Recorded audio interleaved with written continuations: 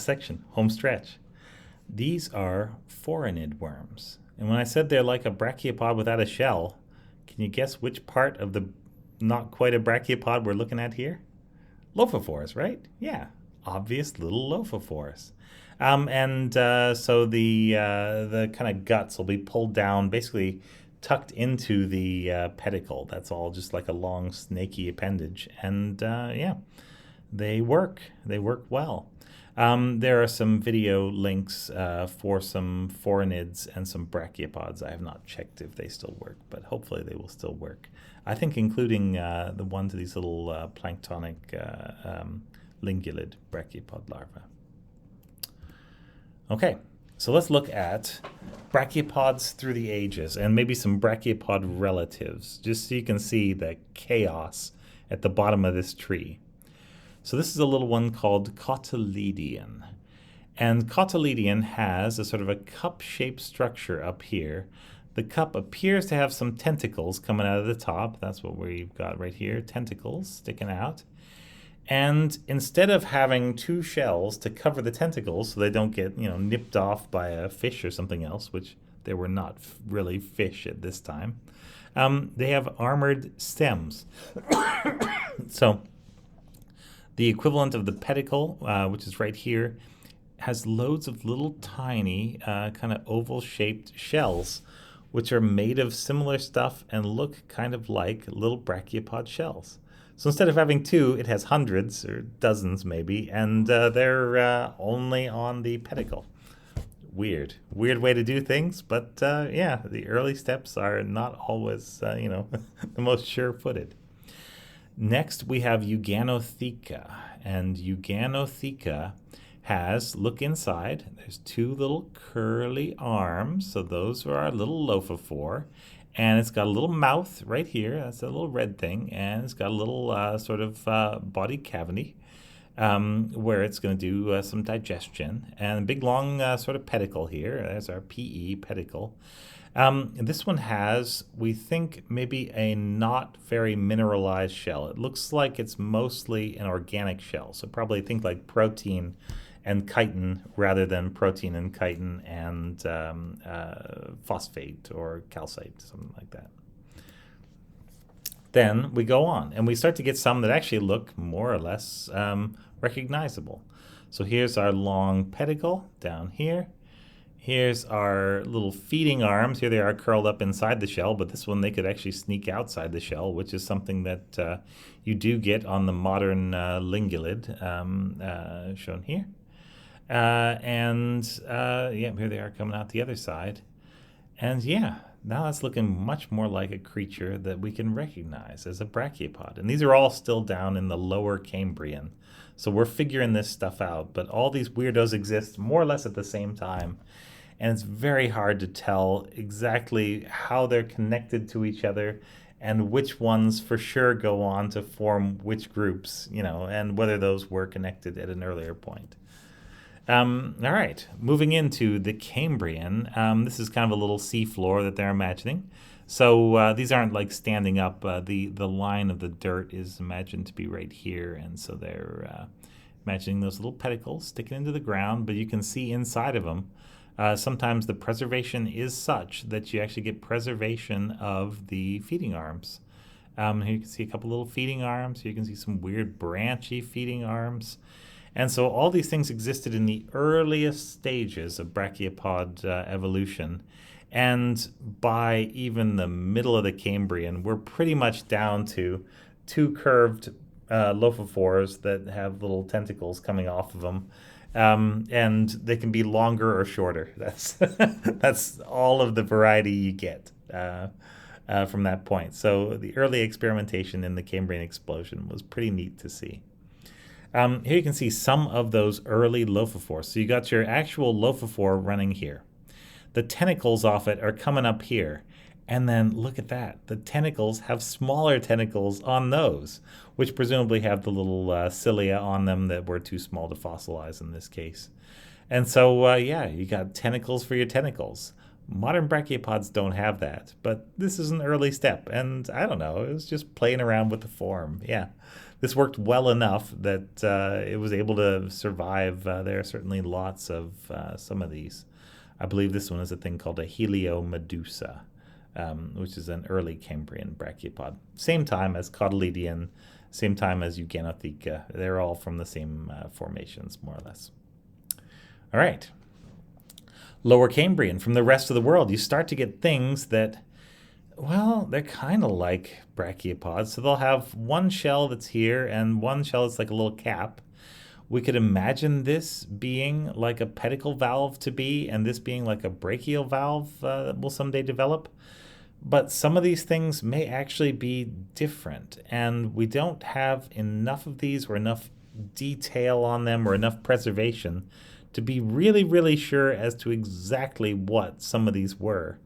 In some cases, you'll get the two shells like this, and they're just sort of separate, and they don't really connect, and they look like a pair of slippers being held up by the toe end.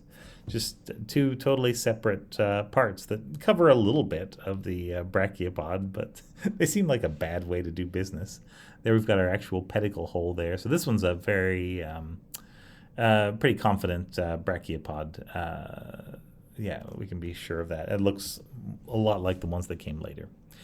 Upper Cambrian, because remember, lower is older and upper is newer with fossils, because they just stack up on the floor like dirty washing at your house. Yeah. Ooh, sick burn. Never mind. Yeah, so you can see the early ones. Here we go. We've got some of these that are a bit like lingula. We've got some of these where you can see, look at that notch where the pedicle came out. Oh, that's looking great. And you got some of these early forms. So you've got a couple of orthids. You've got a couple of Billingsellids. These guys don't make it out of the Cambrian, if I remember right. You'll have Coutorganids. They also don't make it out of the Cambrian. And this is the early sort of experimental phase of these. By the time you get to the Ordovician, now you've got a takeover of two main groups. You got your round ones. You got your things like... there'll be mostly orthids over here. And you've got your strophomenids, and look at these guys. They have that big, long, flat, strophic hinge. That's our science word. And yeah, here we are looking at some of the brachial valves. And so they had some kind of weird sort of organ sitting up here. This is presumably the body, and they have like walls around it. They don't really have walls that mark where the lophophore supports were at that point. And all the rest of these guys would just have two little prongs on the inside that might have been supporting the lophophores, but these didn't leave much of an imprint on the inside of the shell, so it is very hard to tell what it is they were trying to get at, what they were doing. Silurian, we got more diversification. You start to get those pentamerids where they have the big split down the middle. So here's our big split. And you start to get some of these crazy lophophores. So the sideways ones like atripids, and the long curly ones that are like what's going to become spirifers eventually. And you also still have the nice little strophic hinges. These would be early productids maybe. And you get some that are weirdly curled up like that. It almost looks like two snails sort of mating. But yeah, that's the pedicle valve. That's the brachial valve. And we think these were some of the ones that were just still partially covered. So they were holdovers probably from the Cambrian. And they don't do well, and they don't last particularly long, if I remember correctly. But yeah, it's neat that they were there. All right, and then we have more of these. So this is now into the Silurian, and the Silurian has lots of these. And so we're looking from adults down to little tiny babies. Devonian, here you go. You've got lots of these awesome looking fossils, great ones like that. I think a mucrospirifer. And you've got atripids galore. You got rhynchonellids. Look at that. It looks like a little monster mouth at the back. Really cool looking things. You get into the Mississippian, so lower Carboniferous, and you got even more diversification, and you start to really get these spiny ones, these sort of spiny, hairy, liney ones called Productids, and you get some giant spirifers. So Spinocertia is one of those. This would now be called Anthracospirifer, Rocky Montana. That's there. Atropids, like Atropa, have the sort of sideways, sort of curling inward and upward lophophores inside. Pennsylvanian, my very favorite period, dominated by the Productids. A few other things, like you get a couple orthids, and you get a couple of rhipidamelids, things like that. But mostly these big Productids that are sort of one side bows in and the other side bows way out. And so you get a little flat brachial valve and a big cupped pedicle valve, big, thick, meaty animal. A lot of these you will see drill holes on, where something was basically hunting them, and the drill holes are usually on the pedicle valve. So this thing was coming underneath and drilling up into the body. Some of these you'll see they've been drilled 6, 7 times, and they've survived the first 6, and then the 7th one, and they've sort of patched it over with new shell, but the 7th one is open, and that may be the one that got him. Yeah, hard to say, but something did. These are some of the examples of those early ones. These are actually lingulids. They look like a little Captain America shield. Yeah.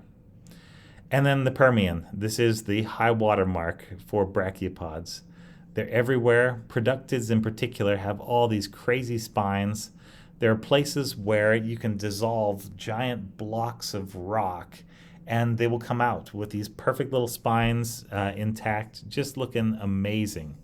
Some of them were doing mimicry. They were trying to mimic the corals that you would find at the time. And this is a brachiopod. It's got 2 valves. It's got lophophores on the inside, like normal. But it's really trying to be somebody else. And who knows what these guys are trying to mimic. And you got these that kind of look like a long oak leaf or a scary Halloween skeleton. And, of course, you got a couple of lingulids. Because lingulids start the race. Lingulids are still around. They're going to finish the race. Yeah. And then is the Great Dying. And it wipes out almost all of the cool ones. And look who's left.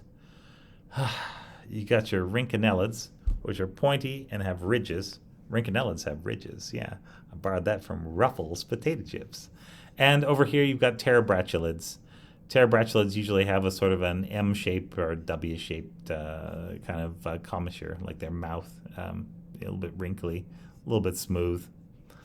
And that's pretty much it. And there are lingulids, of course.